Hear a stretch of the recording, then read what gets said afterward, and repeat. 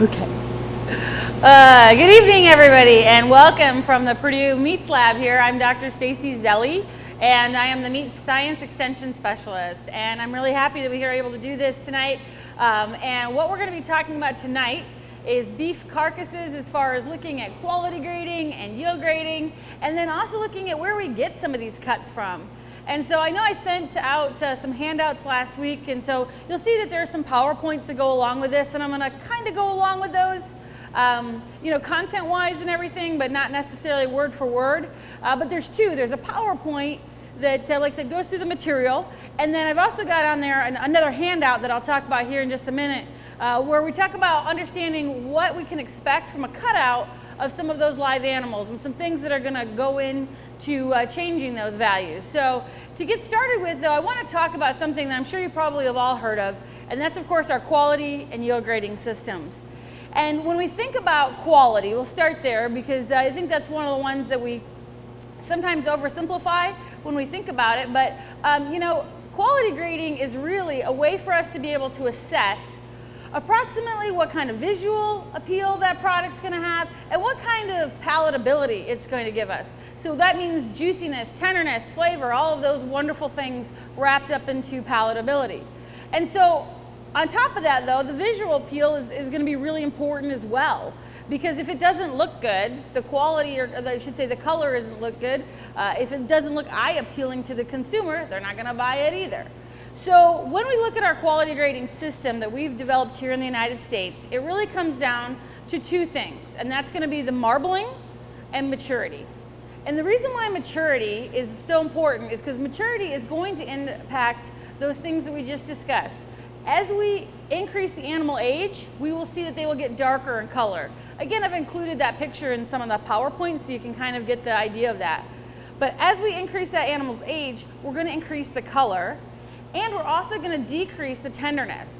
And so we want to make sure that we're counting then for that maturity. So we actually assess the maturity every year from, we give them letter scores from A all the way to E. And so to determine that maturity, we look really at two different things. And I'm going to ask my ribeye specialist cameraman to come over and give you guys an idea. But we look at the lean color maturity. So we look right here at our ribeye surface. So we're looking for a nice bright cherry red color of lean. We don't want one that's too dark or too purple. We want it to be bright and cherry red. That has been shown several times over to be the item that consumers are most influential to their decision as far as whether or not something looks fresh and wholesome. Okay, so that's how we're going to look at our our lean maturity, but then we're also going to look at the skeleton of our carcass to see if we can get some indicators there to let us know how old this one is. And again, this is the physiological age, not necessarily the chronological age. Those two things are a little different, but the physiological age. So how old is their carcass, right? So for that, we're going to look we can look right here at the vertebrae. So we can see where there's cartilage. I'm going to have my specialist come back for just a moment. You can see where there's cartilage, and this is a little dehydrated, but usually it's bright white in color. I'm not sure how well you can see that. All right, and as that animal becomes older, it's going to turn very porous and do what we call ossify, and it's going to be like this hard bone here where we can see it's very, very porous in structure, as opposed to being really smooth. So we can look here at the vertebrae. We can also look up the carcass just a bit more to see how vertebrae fuse and whatnot. And those two things together, the lean maturity and the lean maturity, and the skeletal maturity is how we figure out the age. So like I said, that's our maturity. That's half of our quality grade. The other half of it is going to be our marbling, or our intramuscular fat. And so that's looking at the fat within the muscle itself and within that ribeye surface. And so again, I've included it on our handout that we had for you, but to show you what those cards look like, I'm going to have my cameraman come back and take a look. But these are how our USDA quality marbling scores are run. So this is what's known as a slight degree of marbling. I don't know if you can, there we go. We can see we've got very few fine flecks of marbling. This is our this would be small, which is a little bit more. And not that you need to get the actual, you know, idea of the number of flecks of fat, but just see that as I'm switching the cards, we're increasing in the amount of this marbling that we see throughout this ribeye. Moving all the way up, this would actually be considered a prime, as with this one as well. So the one that we try and go for the most is, we talk about that choice select spread, and this is going to be the marbling right here, the degree of small, and that's the minimum amount of marbling we have to grade USDA choice. So what we do is we can actually then look at our ribeye surface. My ribeye specialist is doing a wonderful job, thank you, sir. And we can actually look at the amount of marbling. Now, as I look at these, you can see this one is fairly lean. We've got a few flecks in here, but not a lot. It's fairly bare, particularly right here in the middle. As we move to the other one that we've got over here, it's got a little bit more. I'm going to move this closer to you so you can see it's got a little bit more marbling down here in this lower portion of the ribeye, but it still gets kind of bare up here. So I do apologize. I was really hoping we had two carcasses that would maybe grade just a little bit differently, but these would both end up going into that select grade. So they wouldn't quite make it in to our USDA choice. So that's one side of it, but the other side of our overall carcass grading is going to be our yield grades. And so yield grades, again, they go from numbers 1 to 5. 1, of course, is going to be, I always try and let people know, 1 is your first place, right? That's the one we're ideally going towards. A 5 is going to be a very light muscled or wasty fat carcass, whereas a 1 is generally very heavy muscled or very, very trim, or a combination of those two things. So as you hear me talk about fat and muscle now, we're talking about an idea of cuttability. How much of that product am I going to get from this carcass onto this table? As you can see, we'll go through these here in just a little bit. There's a lot of things, pieces and parts that we have here. And so now, as far as the quality, the marbling and the maturity, those aren't going to be quite as important on that cuttability side of things. When we actually look at pounds of product, we're looking at the proportion of muscle to fat and bone. So when we talk about determining a USDA yield grade, and I realize in the PowerPoint, I go through the math, you can see it in there if you'd like. There's a bunch of different shortcut methods you can use to determine a USDA yield grade, but I'm not as important, I don't think it's important that we know exactly how to do the calculations, but just understanding what goes into the calculations. And so there's 4 basic measurements that we look at. We look at the hot carcass weight, and if between these two carcasses, we actually have about 100 pounds difference. They may not look at it at first glance, but we've actually got one here that's significantly heavier. It's about 100 pounds heavier. Then we look, and that measurement helps us determine what the required ribeye should be for a carcass of that size. So as the carcass weight gets heavier, it should be getting heavier muscled, not fatter. So we use that hot carcass weight to figure out how big should that ribeye really be. What's an ideal ribeye for it? And to give you an idea, a hot carcass weight of like 600 pounds will have a ribeye of approximately, it should have at least an 11.0 or ribeye size. And then if it's got better than that, then good, kudos, right? That's going to work out in our math later on. So we do our hot carcass weight, and then we have 2 fat measurements. The first one is going to be what we would commonly refer to as our back fat, and I'll bring my ribeye specialist back over here. So our back fat is going to be taken right here. We look, again, we've ribbed these between the 12th and 13th rib to expose this ribeye area. And so we take the fat measurement right here. About 3/4 of the distance up is where we're going to take that measurement. And I can show you right here, this is so this steer has about 4/10, okay? This one over here has got a little less. This one's about 0.25. So 2,500 hundredths of fat. So again, we've got a little bit more on this one, a little less on this one.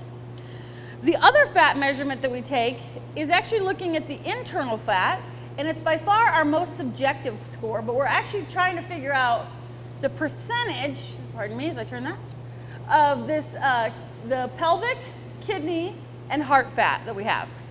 So we're looking at how much fat do we have inside here. Because again, that's something that's going to have to get cut off. That's waste, if you want to think about it that way. And the way, when we think about fat, external fat, I should say, the biggest thing with fat is it's not only the weight that you have to pay for, but it's also the time that it takes as well. The time for somebody to have to go through and remove that is another cost. So that's where, again, that becomes a very negative factor in that respect, because we've got to trim everything to a nice uniform standard. So we take, like I said, our 2 fat measurements at the ribeye and then also our internal fat. And then last but not least, we take our ribeye measurement, again, looking at the area then at this ribeye. So I'm gonna bring my cameraman back one more time. Last time, I promise. I like to see these. You guys can't see how much they're running back and forth, but it's fantastic. They're doing a wonderful job. This is actually a clear plastic grid. I'm not sure how well you can see it. Hopefully you can. But basically, each one of these little squares is 1/10 of an inch, square inch. So we put this on here and we can actually count up how many squares are being covered by this longissimus dorsi muscle or the ribeye muscle. It's this muscle right here that again looks like a mitten kind of. I'm from Michigan, so everything looks like a mitten to me, so forgive me.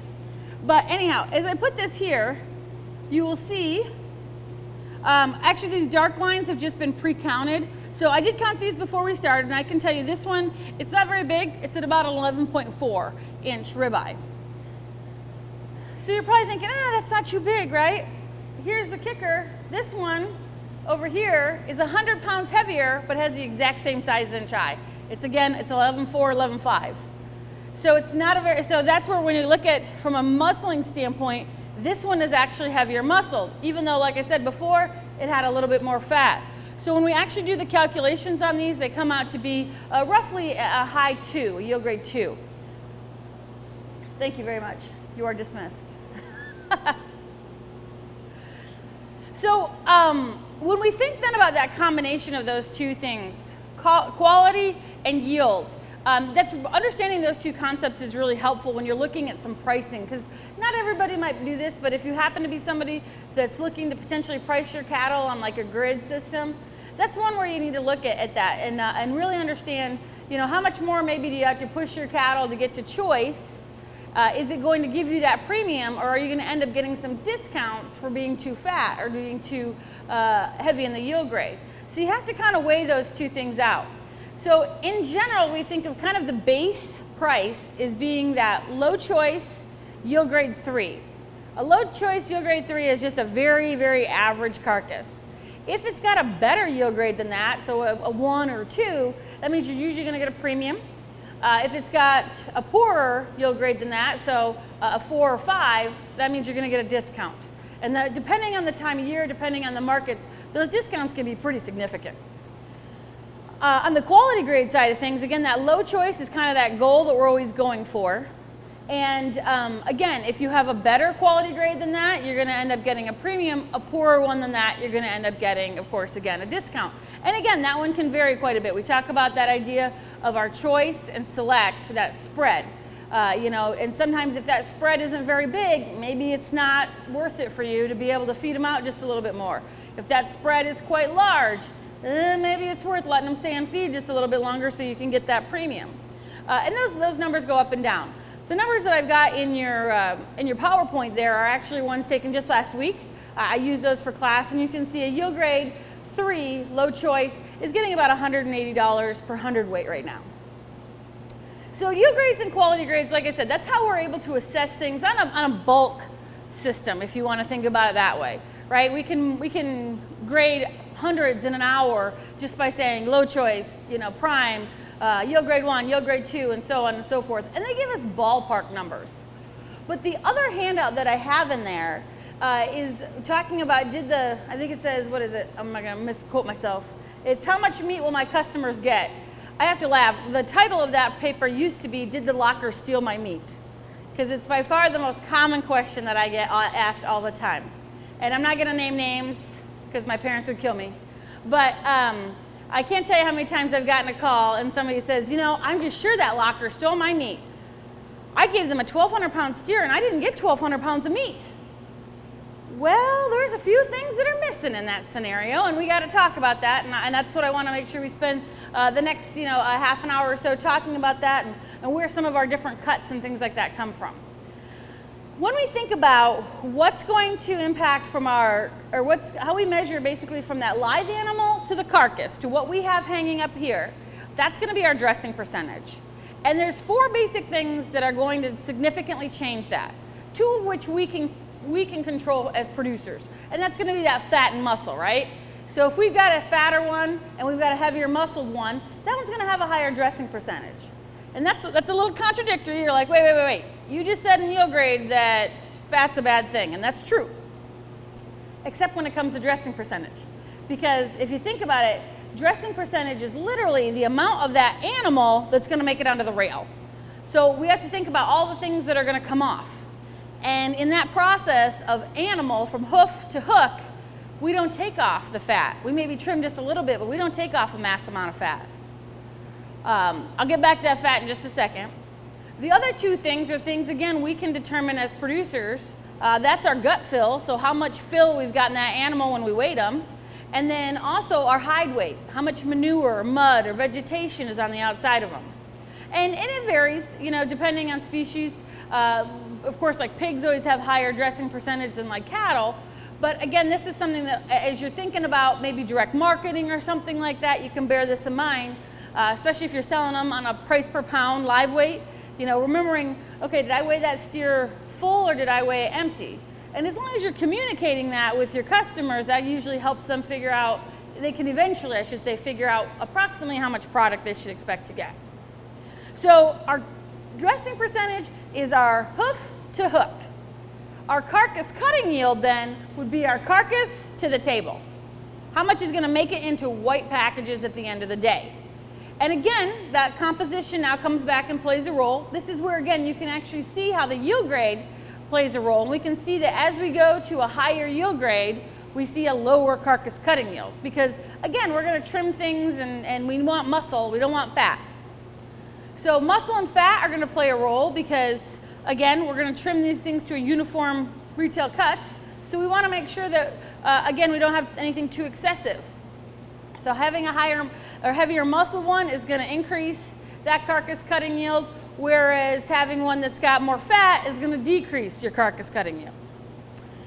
Then the other three decisions that have absolutely nothing to do, well, not nothing, but not as much to do with the carcass composition, are decisions that either we make or our customers make. And the first one is whether or not we decide to do bone-in or boneless. Now, retail cuts. Now, today, for lab today, actually you get to look at some of the cuts that we made today in our Animal Science 351 class. So if there's a couple cuts that are a little off, it's the student's fault. But when we finished out taking an entire carcass down to boneless cuts, we weighed all the bones. And it was anywhere from about 60 to 70 pounds for a side, for one side. So imagine two sides, a whole carcass, you're talking anywhere from 150 to 200 pounds, depending. So that's a lot of weight. If you suddenly went from doing bone-in steaks to boneless steaks and roasts, you have removed a ton of weight. You haven't changed any of the edible product because we don't usually eat bones. Those are a little too crunchy, a little too much oomph to it, right? We don't tend to eat that. But we do, like I said, keep the same edible portion, but we've taken out a lot of weight. So that's the big one to consider. Do you want bone-in steaks versus boneless? The next thing, of course, the next two that are listed there in your handout are really about the amount of fat that we allow to remain within the carcass. Oh, I'm sorry, but do they have the oh, okay. I'm sorry, it doesn't matter. Still the same content. I'm sure we'll get it to you guys eventually. Listen to what I'm saying instead of the PowerPoints anyway. The additional one, like I said, is just a handout, and you're going to have to pardon me. Like I said, just kind of going through what I'm talking about in relation to carcass cutting yield and stuff like that. So where was that? Oh yes, carcass cutting yield. So muscle and fat, and then of course, like I said, we can do bone-in versus boneless cuts. How much we decide to trim the external fat for the steaks and roasts. So if we decide to have something more like a 1/4 inch trim, you see some of your retailers like a Kroger or Meijer, a lot of them are going all the way to just 1/8 of an inch of trim. So again, if you're going to take off more fat, that again is more weight you're taking off. And then last but not least would of course also be our ground, or how lean we decide to have our ground product. Because if we decide to go really lean, and to give you an idea, most of the time in beef, just a normal ground beef will be about 80% lean, 20% fat. And so that gives you a really nice burger. I'll be honest, that's my personal favorite as far as the fat to lean combo. But some people like to go really lean with it. So if you're going to a 90-10, again, that's 10% of that weight that you're pulling out. So you got to keep that in mind as well. So those things will all significantly change.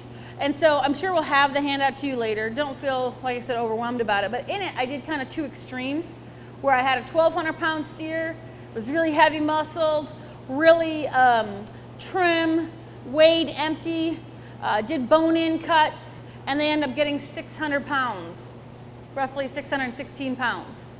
And then I had the other extreme where I had a steer that was really fat, really light muscled. Now they both weighed 1,200 pounds, but this one was fat, light muscled, weighed full, and we decided to go boneless with the cuts, and we only ended up with 400 pounds. So from 600 to 400, yeah, you can imagine why it's pretty easy for Dr. Zelli to get a call and wonder, where the heck is the rest of my meat? When really, like I said, it came down to a totally different animal and a totally different cutting technique. So those are things, as we look to maybe if some of you are looking to do some direct marketing, just keep that in mind, you know, as you're looking to maybe, like I said, sell to neighbors or farmers markets or something like that, just so you can kind of have an idea of what you should be walking away with, and like I said, help communicate that with your customers. And so what I want to move into next is kind of talking about where some of these cuts come from and how we've gotten to the point where we are with our beef cuts. Because some of you might be aware that we actually went through and did kind of a revamp of some of our beef cuts, particularly in the hind limb or the round, and also in the chuck or the front shoulder. And we've done quite a bit of variation there in order to try and add some value to some of those cuts. I'm going to slide this out of the way while we move to the other camera. See how I seamlessly did that? What we've got here, or what I want to point out, or I should say talk about first, is I really have, when it comes to determining cuts or understanding the composition of cuts, 2 rules of thumb. If you can remember Zelli's 2 rules of thumb, you'll never go wrong. Write that down. Just kidding. All right, so the 2 rules of thumb. Number 1, our cuts from the limbs are always going to be less tender. Now, I didn't say they were tough. I said they're less tender. They're going to be more variable in their tenderness. So understanding that that's why those limbs, so our round, or again, our front limb here, our chuck, that's why we kind of make sure we separate those from the middle portion of our carcass that we like to refer to as our middle meats. So we always want to make sure that we bear in mind that those are going to be less tender. So it doesn't mean we can't overcome that. We can, but we have to take that into consideration. Maybe we need to cut it a little differently. Maybe we need to cook it a little differently, or marinate it, or do something to give it a hand. But as long as we can appreciate that those muscles had to work a lot harder when that animal was alive, that means that they're going to be a little tougher, or a little less tender, pardon me, a little less tender when we move them into beef cuts. That is rule number 1. Rule number 2 is that in general, our livestock species will fatten from front to rear. So, and from top to bottom. So when we look at our beef carcasses here, we should expect a great deal more of fat deposition here in this front limb compared to our hind limb, or again, the round. The reason why these 2 things are important, like I said, these are the 2 things that have really set apart why we've made the cuts we've made, why we've decided to cut in certain areas to make them more consistent, and why some of those cuts end up being a little cheaper because they need a little bit more help. So when we look at our cuts, I'm going to go through our major wholesale cuts. We start with our hind limb, and I'm not sure how well you guys can see the markings that we put here, but our hind limb would be our round. Then we've got this whole portion right here, which is known as the sirloin, the loin, which we can break into the sirloin or the short loin. If we spin this around, we can see that we've got the flank here. Those are really the only 3 wholesale cuts that we get in that hind quarter, that hind end. Then we move into our forequarter, and we have what's known as the rib. Rib singular, not ribs. Ribs would be like baby back ribs. That's a little different. But this is the rib. This area here is known as the plate, or the short plate. Then we have our chuck. Finally, our brisket, which if we have anybody from Texas, I know this is the most important cut on the whole carcass. And then our foreshank. So each one of those cuts, and again, if and when you get the handout, you'll see that I just kind of put the diagram on there so you can see where we made them and see approximately what proportion. But you'll notice that in general, we have separated off or made cuts to separate those items from the limbs and from these middle meats. And we made cuts to separate the top half from the bottom half. Because again, that's going to help us be more consistent in our meat cuts. So we spend a whole lot of time talking about these middle meats. And when you actually look at the percentage, the weight percentage, they make up actually very little compared to both the round and the chuck. So that's where you've seen some of our value cuts. Probably the most successful one we've had would be the beef flat iron. If you haven't had it, I highly recommend it. It's a really nice cut that comes out of the chuck area. And the only trick to it is it's got a really thick layer of connective tissue going down the middle of it. So a meat cutter's got to kind of fillet it open in order to get that out of there. But otherwise, that's actually your second most tender cut of meat on your entire carcass. But it's buried right inside this chuck, so it takes a little bit more work to get out. So you won't see all of your meat cutters trying to pull it out, because a lot of times if you like maybe your chuck roast or arm roast or something like that, chuck roast in particular, if you like those, you've had that flat iron, it's just in the middle of that roast. So what I've got over here on the table then is actually some of our breakdown then, because now you can see, like I said, where we made these various cuts. I want to talk about what they actually look like now as we're on the table. Am I back over here? All right, cool. Check my time. Make sure I'm not going too long. So as we start, we'll start on the front end, all right, and look at our various cuts that we get in the front. So you'll notice, first of all, I don't have anything on here from the foreshank. So from this foreshank here, I don't have anything over here. Why? Because it's really tough. And it's really not very appealing from a fat content or a flavor content. It usually gets used for soups and things like that, something that will use some moisture to help break down some of that connective tissue and the toughness. And so we end up usually grinding it, to be honest with you. We do sell some, but not a lot. This is our brisket. This is a boneless brisket. So again, if I can show you, this is the other half, if you will, okay, of our boneless brisket. So again, if we think about the brisket being from the front end, it's going to have considerably more fat to it, as you can see here. It's got all this fat that's right along the sternum. And you can see there's quite a bit of striation here to it. And so it's not actually a very tender muscle by itself. If I just cut this into steaks, threw it on a grill, I wouldn't be too happy with it. It would be juicy.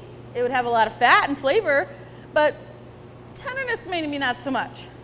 So that's why we think of brisket as always being done in a low and slow cooking method, because it has to. In order to get that tenderness to it, we got to give it some time. It's got to have a little bit more attention in order to break down some of those fibers that are going to make it a little tougher.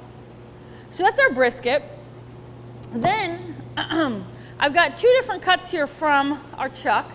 The first one would be our arm, all right? Oh, I'll pull this over here. So this is coming from this area right here. And we actually went through and made this one boneless today just to make it a little easier. If you've ever had arm roasts or something like that, probably looks a lot like this. We can cut this, this direction, and we can end up getting some nice big arm roasts. But notice again on this front one, and this is our chuck eye roll. Notice how much fat we've got on the external and in between the muscles as well. Again, that holds true to that idea that they fatten from front to rear. So generally, cuts out of the chuck, we don't worry about too much from a flavor standpoint, because we know they're going to have plenty of juiciness there. They've got a lot of that fatty, good flavor, that rich flavor to them. But they might need a little help, as I mentioned, on the tenderness side of things. The other one that we're seeing a whole lot more, and I'll be honest, this is probably one of my favorite cuts, is our chuck eye roll. You'll hear it said both ways. And so this actually comes, if you can imagine, right here's our rib. And now this is actually the continuation of those same muscles. So it's really the same muscles that you get out of a ribeye roll or a ribeye steak. They're just in a little bit different proportion. So if you can see, this is actually still that ribeye muscle. So it makes actually a really, really good steak. It's got a nice seam of fat into it, not too much though. And like I said, you see these sometimes called chuck eye steaks. Or anymore, we see these get cut into smaller pieces and they're called beef country style ribs. You sometimes see them like that too. I'll be honest, I thought those are some of the best value steaks you can get out there. And so if you have people that are, wanting to think of different ways they can cut up a carcass or something like that, doing a boneless chuck eye roll I think is really good personally. Now, if your meat cutter at home wants to curse me for that, I apologize in advance, but like I said, that's one of my personal favorites. So that's really everything that we have out of this front area, except for, I'm sorry, I almost forgot, we do have our plate right here. And so that plate, there's really only one really good retail cut that comes out of that, and that's gonna be our skirt steaks. So our skirt steaks are part of the diaphragm. Are we moving over to this one? Okay. Actually, let me get my other one. This one looks a little better. Oh, no, that's okay. So if you can imagine right here's our skirt steak, this portion of the diaphragm, we can pull it out. Now diaphragm is actually, you'll sometimes see it rolled up and sometimes it looks like that, like a pinwheel steak. And these are great for like grilling like fajitas and things like that. Actually, traditional fajitas, we use actually skirt steaks to make those. Again, we usually don't use a whole lot of, or use a little bit of marinade. We don't wanna, or we need to help them out a little bit because they need some help on the tenderness side of things. But skirt steaks, again, are a really nice steak. And that's the only one, though, that we get out of that plate, out of this plate region here. It's the only thing we get out of there. And then last but not least, on our forequarters, we've got our rib here. And so we can take this with the bone in it and just put it on a bandsaw and cut it and get ribeye steaks. Or, again, what my students went through and did is made this into a boneless ribeye roll. And so, again, this is basically where the cut comes from, comes right off. And so, again, if you can imagine this being that front portion of the back when you're looking at a live animal, that's where you're looking and seeing that ribeye muscle and seeing how much shape you have there. So we can take this as is, we can cut it into steaks again and have boneless ribeye steaks as well. Probably, like I said, my other favorite cut would be this one. So that's everything that we get out of the front quarter. And you notice, we really only get a couple of really good steaks there. As far as from the rib, we get a couple from the chuck eye, but otherwise it's much more geared towards roasts. Because again, these are the ones that are gonna work really good for roast. They've got a little bit more fat and they need a little more help from a tenderness standpoint. So then as we move into the hind quarter, again, we've only got 3 cuts in the hind quarter. Now they get broken down in some other pieces, but 3 cuts is basically it. So we've got this loin portion here, which again gets broken down into the sirloin and the short loin. And we can go ahead and take this short loin and again put it on a bandsaw, and right here is where we're gonna get our T-bone steaks, and then right in here is where we're gonna get our porterhouse steaks. Now to show you what this looks like, I'm gonna get this out of the way just a little bit. These are basically all the pieces of my short loin that I have right here. So right here, getting my abdominal workout today. So you can see right here, we've got, this is where my short loin came out of. This is my tenderloin. The tenderloin, one of the reasons why it is so tender is because it actually comes from the inside here. It comes from underneath the vertebrae. It's lying underneath this back. And so it's actually quite large up towards the sirloin and actually gets smaller as it tapers down.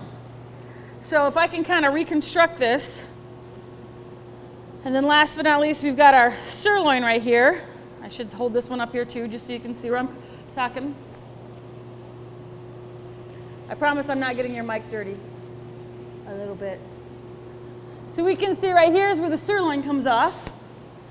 So if we could reconstruct this and pretend that we've got bones lying in here, if I cut this into steaks with the bone in it, again, I'll have T-bones, and then I've got porterhouses.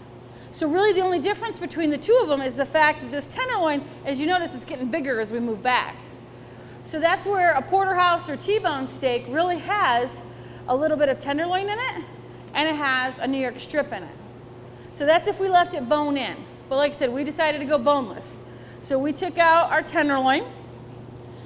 We can leave it as is. We can, of course, cut that into, so we can make it into roast. We can cut it into steaks. This kind of tail portion down here, We can end up making it into medallions or a variety of different things. Then we've got our short loin right here. And again, we just cut this into steaks, and we've got New York strips. So, or Kansas City strips, just depends on what side of the river you're on. Then we've got our sirloin, and actually the sirloin can be broken into two different pieces. We've got our bottom sirloin, which, again, remember I said the students helped me with this? This isn't what it normally looks like. Usually it's a little bit bigger, but they got a little zealous in their trimming today.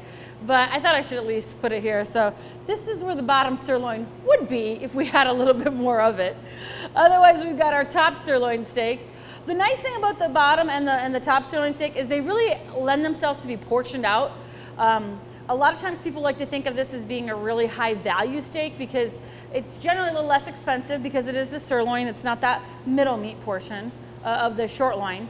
They tend to have just a little bit more flavor. Not necessarily because of the fat, but just because of how the muscle fibers are set up and whatnot. They have just a little bit more of like that beefy flavor. So I'll be honest, I usually skip past the strip loins, and I'd much rather have a sirloin steak, to be honest with you. I just think it has, like I said, it has just a little bit more of that kind of beefy flavor to it. All right, and then we've got our flank. Again, this portion here, and the only thing we get out of that is this nice flank steak. And so the flank steak, as you can see, comes from in here. And that's our flank steak. We can again use this for a variety of different things. It's great for grilling, to marinate it and grill it. Usually needs a little bit of help because if you notice, I put it right next to our skirt steak. They both are kind of coarse in their texture, so you got to take that into account just a little bit. So then that leaves our last wholesale cut, and that's going to be our round. And the round, I'm not going to pick these up because they're quite heavy. But what you're going to see is the round has got some very, very large portions to it. I'm going to slide these out of the way. This is known as the inside round. So it's taken from the inside portion of that round, the round, or the inside of the leg, if you will. And then you've got the outside round over here. And you'll notice that the bones are quite large. I'm sorry, the muscles are quite large. Right? They can be cut into steaks, they can be cut into roasts, but in general, oh my goodness, that's heavy. It's like 20-some pounds of dead weight. But what I want you to realize here is, yeah, you can see some seams of fat, but not a lot. Again, this is a cut from the hind limb, so we're not going to have a lot of fat there. So that's where, to be honest with you, the round steaks are probably the most challenging because a lot of times people really like them because they look lean and they look, they look nice and everything, and then they go to cook them and they're tough and they're dry because they're from the round. So that means that they're from a limb, so they're a little tougher, and they're from the hind limb, so they got a little less fat in them. So that's where the round really lends itself very well to be made into some further processed products. Maybe ground round, that's a great example, ground beef, or making it into jerky. This is where a lot of your really good jerkies will come from, is from cuts out of the round, because we don't want jerky to be you don't want jerky to be fatty, right? You want that usually to just be good lean pieces. So do I expect you to remember every single one of these cuts? No, but if you can again remember those two rules of thumb that I talked about, as far as again, the limbs are gonna be a lot less tender, and we fatten from front to rear. And hopefully too, as you've kind of been looking through this, I want you to again kind of bring in that concept of understanding how quality and cutability come into play. Quality is really, really important for these middle meats because that's where we're gonna, again, not have a huge amount of variation in tenderness in those. So having more marbling in that area is gonna be really, really important. That's gonna help add flavor. So quality can play a really big role in the value of those middle meats, but the value of your limb portions, your round, your chuck, you won't see that quality grade makes a big difference there. So that's one thing to bear in mind as well. The other thing is, going back to that idea of carcass cutout, is just you can see how we have to continually trim and we have to continually manipulate things, right, to get it cut to the different specifications. And so again, just some of those simple decisions that we make to whether or not we want to go bone in or boneless, like I decided to show you guys tonight, or if we decide, like I said, to go really lean with the trim or leave a little bit of extra fat on, those things can easily sway your value that you're looking at. So as I mentioned before, understanding that we have these two things that come together is really important. And again, it depends on what you're looking to do. Now I can offer one piece of advice, and that's if you do get a chance to either get carcass data back on some of your own animals, or if you are taking your own animal to a locker or something like that, I always recommend to producers to be able to go and actually see what your carcasses look like, because you might be surprised. I've had people surprised on both ends of the spectrum. I've gotten calls where people said, oh yeah, I was sure that that steer was choice and at least a yield grade 2, and come to find out it was a yield grade 1, but man, that thing went standard. It wasn't even close on the marbling. And so I highly recommend, if you get that opportunity, to be able to see what your carcasses look like, because you're going to know your animals better than anybody. So if you can know what that animal looks like live, and that'll help as you kind of bridge that gap between that and what you see on the rail. Like I said, I've never seen somebody or heard of anybody being disappointed with that. So if you get an opportunity, I highly, highly recommend it. All right, I've talked now for a good little chunk of time. I believe we've got some questions. We might be a little delayed because I think Phil had questions in the chat room. If I've touched on something or mentioned something that somebody wants me to expand on, I'm more than willing to do so. We've got, like I said, these 2 carcasses. We were hoping we had some that were a little different, but like I said, my students decided to cut up the one that was a little different, and that's okay. It was my fault. I didn't tag the right one. But like I said, we've got lots of different things to look at or talk about from a cut standpoint. So like I said, we're very open to questions.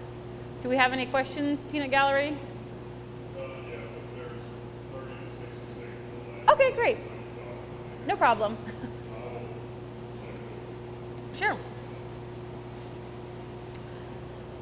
I do get asked sometimes, so while we're looking to see if we got some questions, like I said, where some of those value cuts come out of, maybe you've heard of, like I mentioned, the flat iron.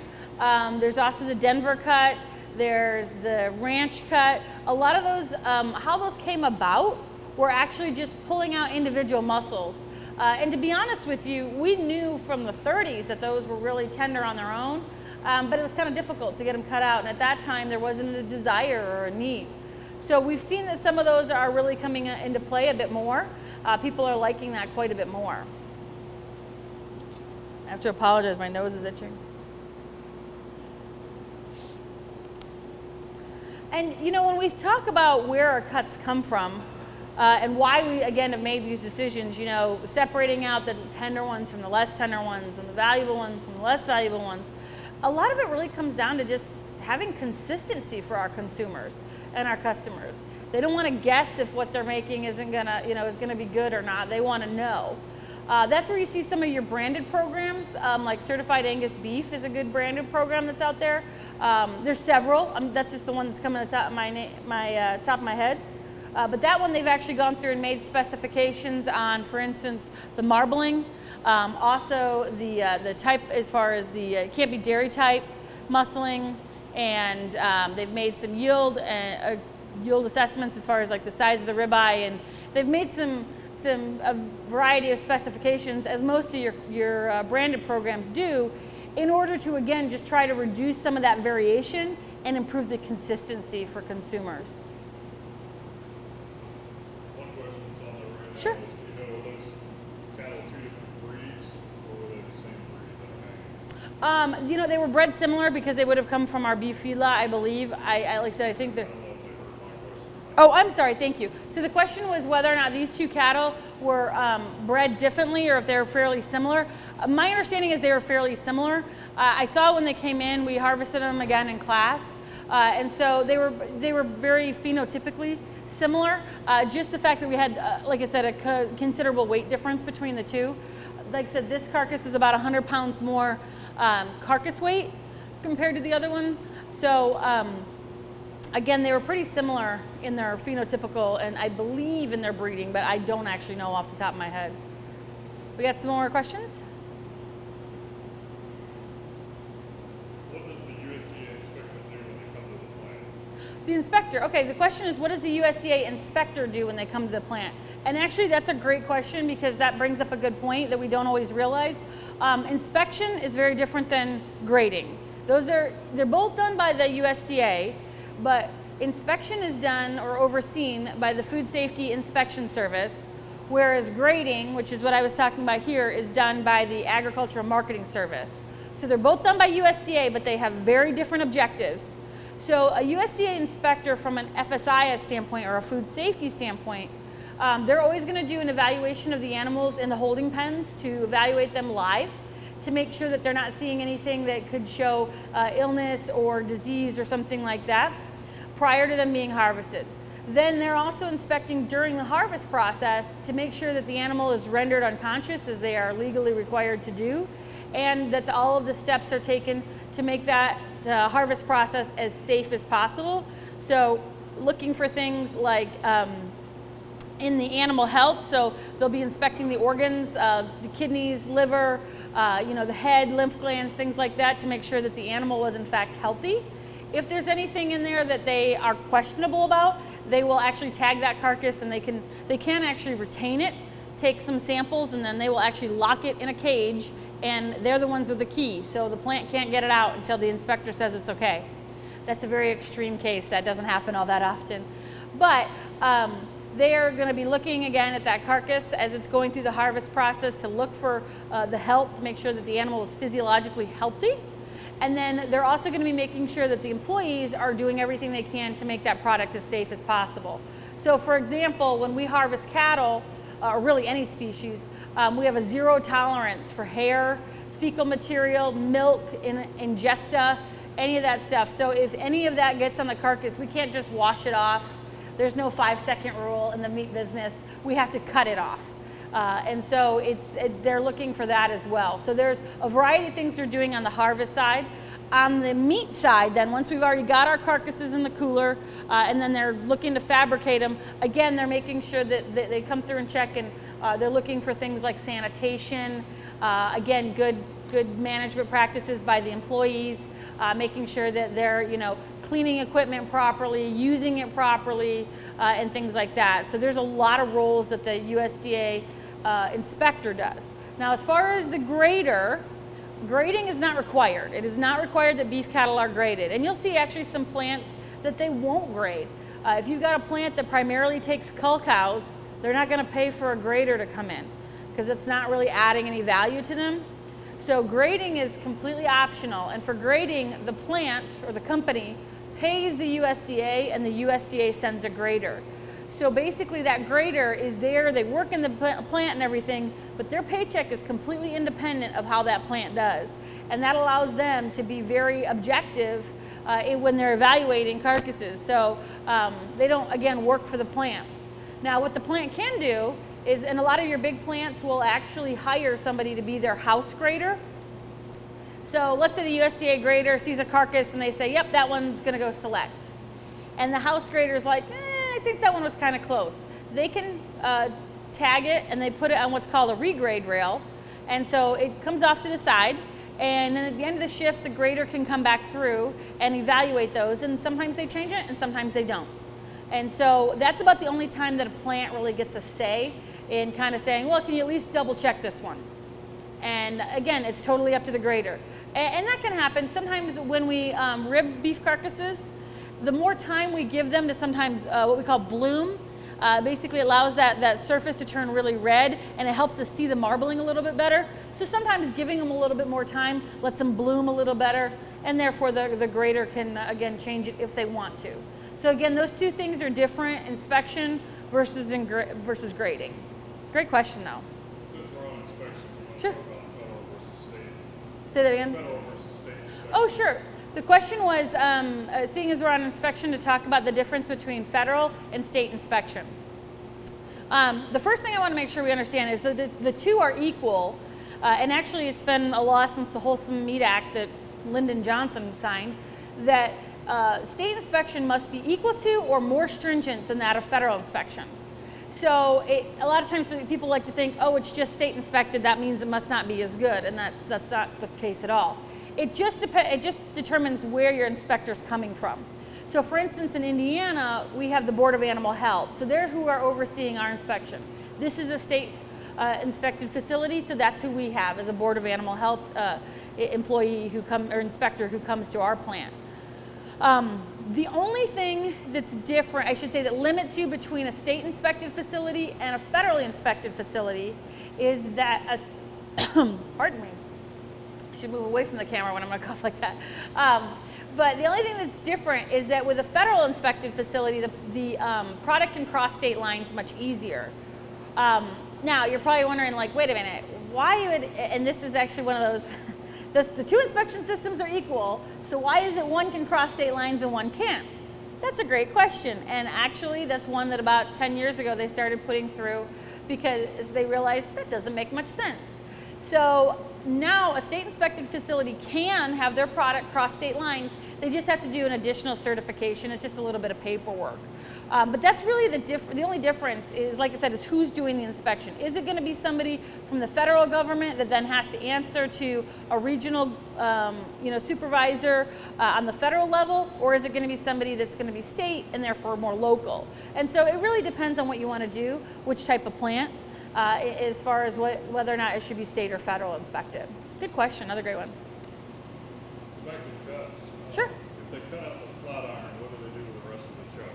Great question. So if they cut out the flat iron, what do we do with the rest of the chuck? And that is exactly why a lot of your small processors don't like doing it. Because basically what you're doing is removing a pretty big chunk out of the middle of what would be your chuck roasts, right? So we have been able to take out, some of the other muscles can get individually taken out. The one, and I'm so sorry, the name, I know the, oh, this is where you're a science nerd when I'm like, I know it's the serratus ventralis, but for the life of me, I can't remember what the retail name is. I think it's either the Denver or the Ranch. I apologize. So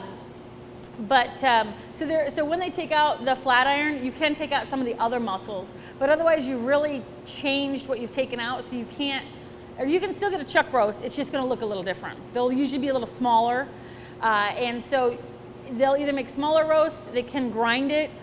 There's a lot of different things. It's one of the big reasons why some of your smaller plants, like if you're taking like a steer to your local locker, sometimes they don't like to do it because people haven't been as happy. Just to get that one steak, you end up losing some of those other roasts, and they don't think it's worth the trade-off, which is very true. It's a very personal decision as far as which one you want.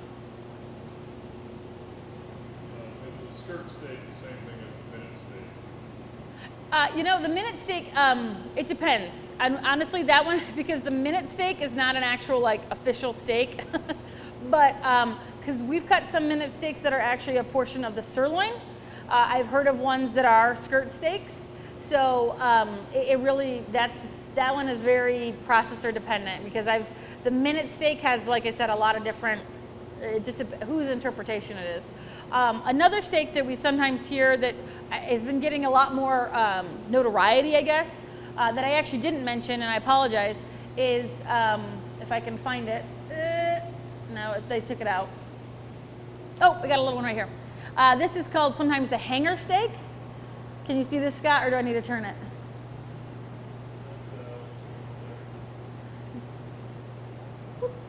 Over here? There we go. Right here, this muscle, and again, I apologize, it's very dried out right now because we killed these a couple weeks ago. But this is called the hanger steak. And so what it's actually a portion of is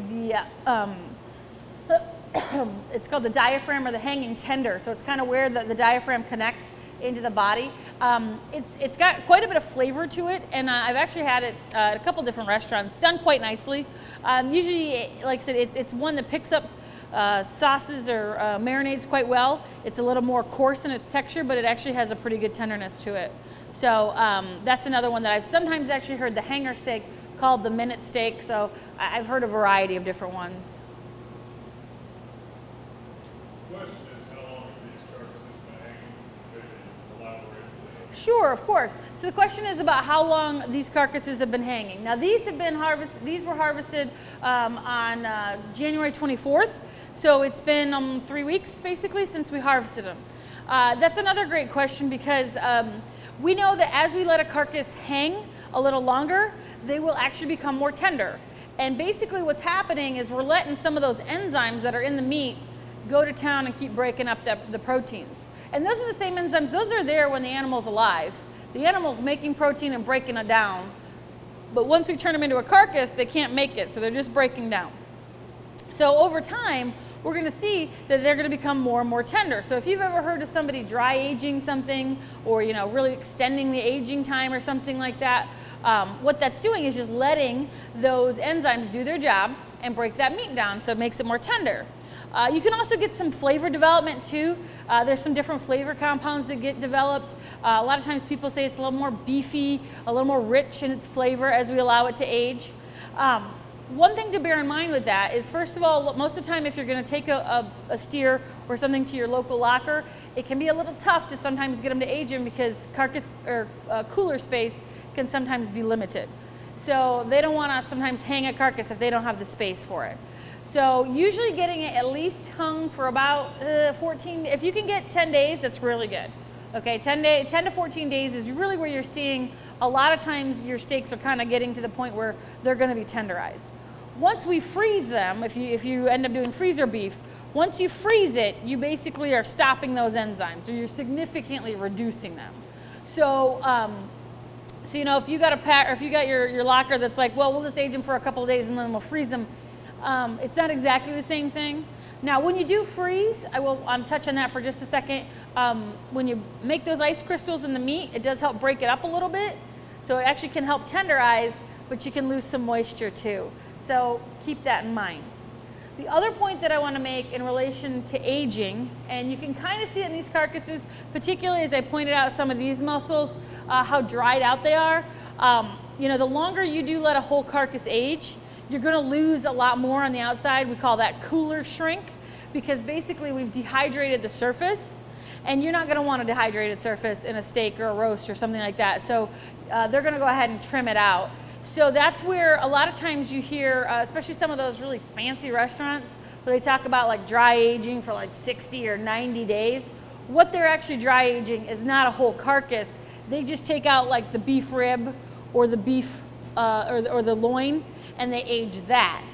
And they age it usually bone in. If you're going to do any kind of dry aging or something like that, I highly recommend you do bone in, because if you can imagine, I've got my boneless steak. I'll bring it over here. It's fine. If you got your boneless steak and I dry age this, I'm going to lose cut surface off of all of this when I go to make it into steaks, because it's going to dehydrate.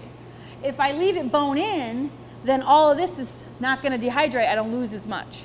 So that's one thing to bear in mind if you want to do some dry aging. I highly recommend that you do that. It's not to say you can't make it into boneless cuts, but once you want it, but dry age it with a bone-in cut will actually get you a better cutting yield. That's one thing to consider there too. Good transition to the next question. Bone-in steaks. What's that? So the next question is, some bone-in steaks are tender on one side of the bone and not the other, and is that the tender line? Great question. Yep.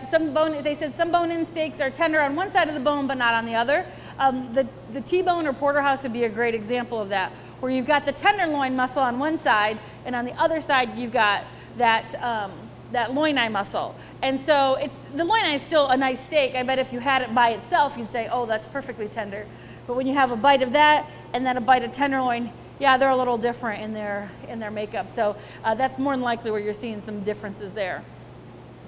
But let's go. And from the last line of questions, we've got some questions about, can you differentiate between wet versus dry aging? Sure. So the question is about wet versus dry aging.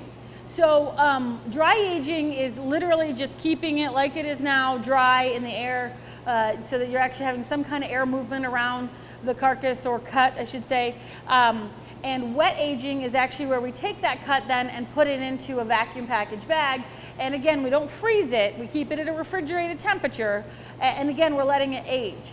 The biggest difference probably between the two is, from an economic standpoint, is with a dry age, you're going to lose again some cutting yield there, because you're dehydrating the surface. So you're going to have some cutting yield loss there. And if you're okay accepting that, move on.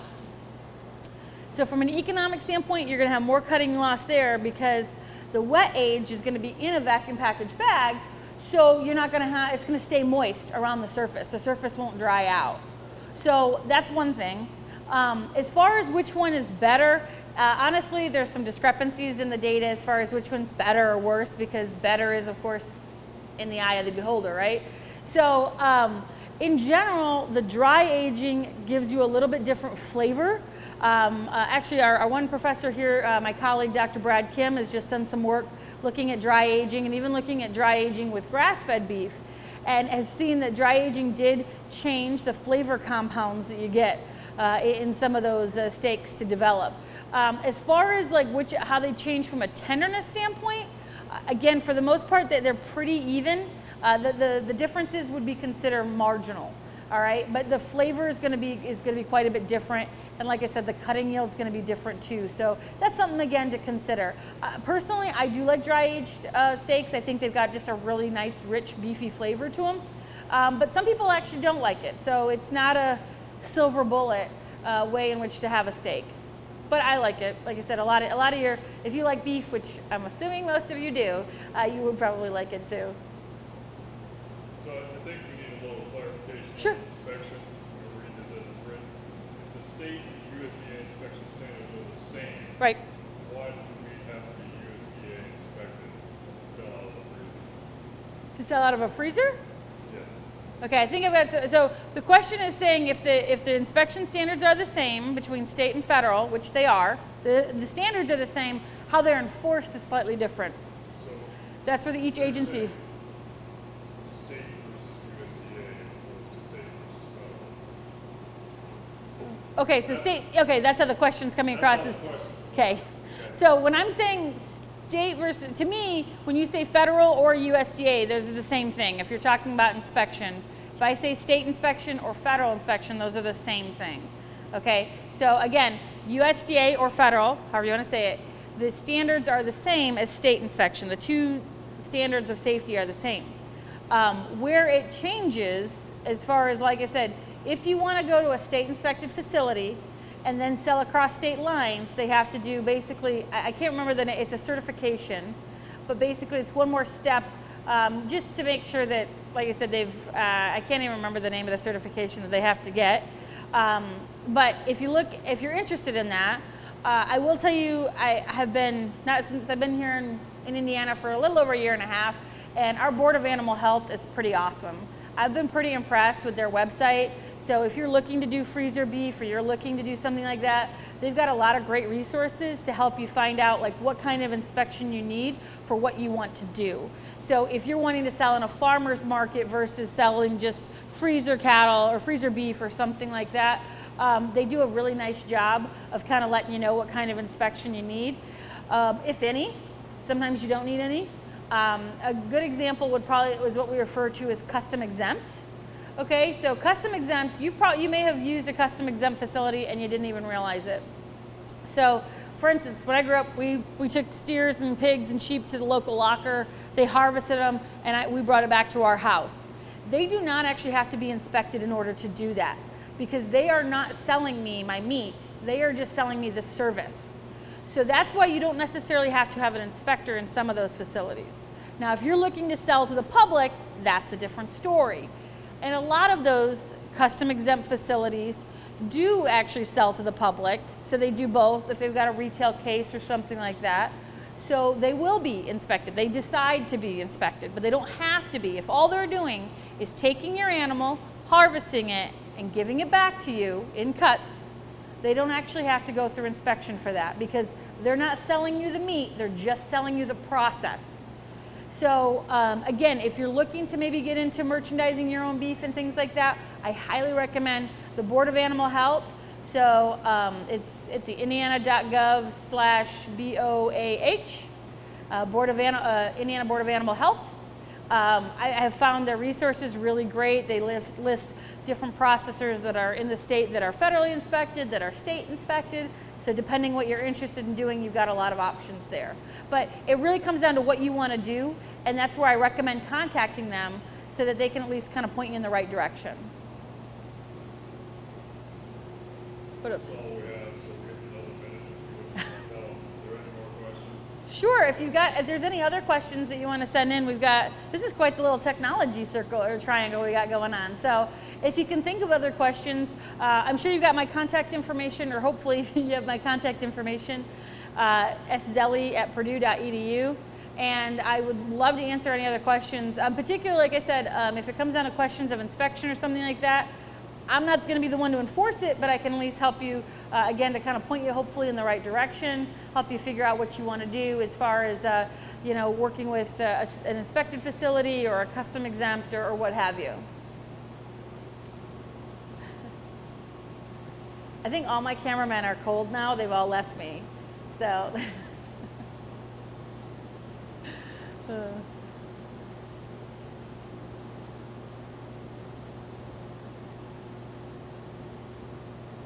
Well, on a personal note, I'm going to plug one of our programs that we've got started here at Purdue while we're trying to figure out if there's any other questions. But we have, if I've got any Purdue alums from the Animal Science Department, we have actually brought back, and so it's been 20 years, but we actually have a Purdue Meat Science, or Meats Judging team, pardon me. And we just competed this last week in Iowa State, had a great first contest. So that's kind of exciting on the meat science front. So I'm going to plug my team for a moment. They've done a really nice job. We've got a great graduate student coaching. Am I still talking, or we got more questions?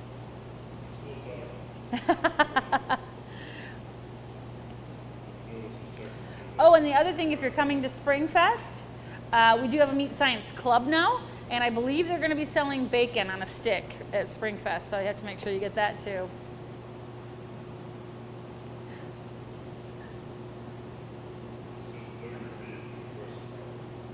Oh, Know Your Beef. Yeah, Know Your Beef is a great website that my predecessor, Dr. Jolena Waddell, and of course Phil Reed, put together. And so we are actually going to be doing kind of a revamp of that website this summer, kind of breaking it down just a little bit differently. Same general content as far as, you know, having it be for consumers, even for producers like yourself. But we are going to be doing kind of a revamp of that this summer. Actually, Phil and I were literally just talking about the schedule earlier today. So Know Your Beef is one that if you've looked into that website, we're looking to, like I said, kind of update it and bring some new things to it. Okay, well, thank you very much. I hope you guys have a wonderful evening. Congratulations on finishing your Master Cattlemen's program.